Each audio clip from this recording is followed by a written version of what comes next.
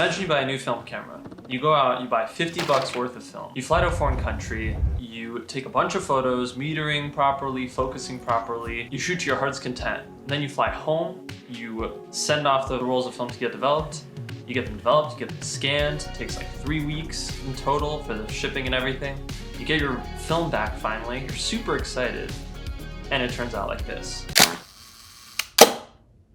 This happened to me last year, and you'll notice these photos are really dark and grainy for Portra 400, which is supposedly one of the best film stocks in the entire world. So I was asking myself questions during this time. I was wondering, like, did I maybe leave the film in the car and let it cook? Maybe I x-rayed it in the airport scanner. I spent a lot of money on this whole process just for it to turn out like this. There are a million things that can go wrong with film photography, especially if you're newer to the craft. But one thing that's not in your control at all, and where a lot can go wrong, is in your lab scanning procedure. Now, one thing that every film photography beginner needs to know ASAP is that this is not actually a photo. It's the equivalent of a digital RAW file, which again are not JPEGs or PNGs. They're files that first you need to process, and then you can produce a photo out of. There's no one way to flip a negative to a positive image. It's not like slide film where what you see is what you get. It's kind of already produced for you and you can immediately see the results as you show the film up to a light box. The negative is a sort of template or foundation that's going to help you determine what the final image looks like.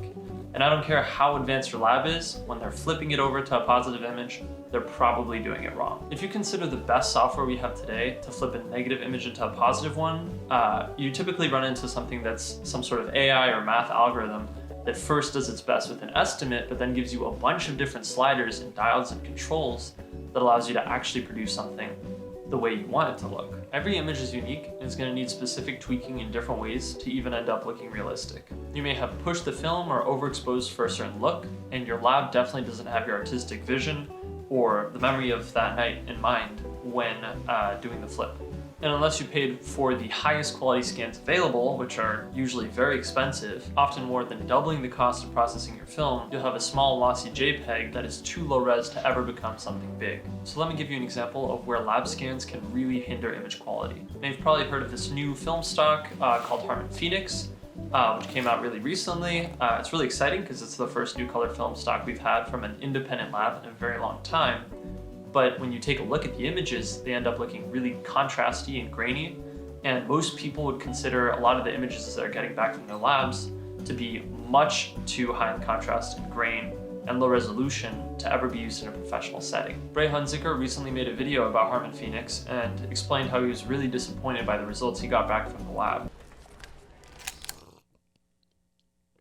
All right. But he found out that the results were so poor because he got the lab to scan his film. Luckily, he thought to scan it himself to compare, and the results could not have been more different. All right, so here on the left, we have an unedited lab scan of this photo. On the right, we have an unedited home scan. And as you can see, this is a night and day difference. I used to have my lab scan all of my film, and it was only about a year ago that I noticed that there was something off. My photos were really dark, so I was thinking maybe my light meter was broken, or maybe there was some other problem. Imagine my frustration when I paid for the film, paid for the shipping, paid for the develop, paid for the scan, and then finally I just ended up with these super underwhelming images back. But I did realize actually when looking at the negatives that they didn't really look that bad. So I gave it a go and bought a scanning setup myself and compared the results. And let me tell you, it was a pretty crazy difference. In my opinion, this kind of issue can be particularly harmful for beginners because it can kind of hinder their confidence when they buy a new camera and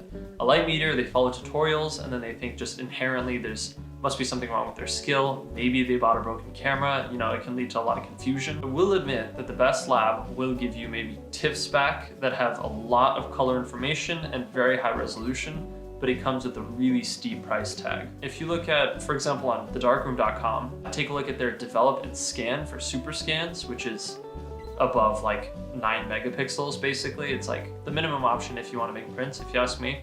The develop and scan price here is $20. And if you take a look at develop only, it's actually $8.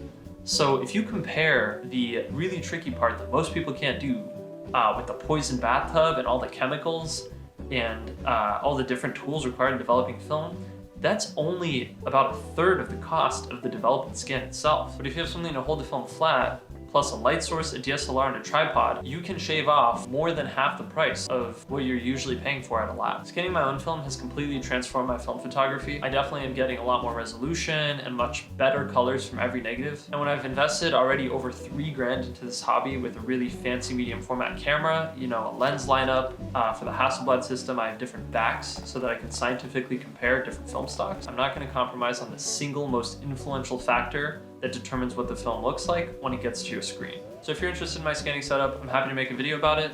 Just send me a comment below. It did take me a while to get it right, so there's a little bit of complexity in getting started. And you might think I'm exaggerating here, but it really, really makes a difference. So if you're not already doing it, I urge you to try scanning your own film and seeing how it turns out. I really hope you enjoyed this video, and I'll see you in the next one.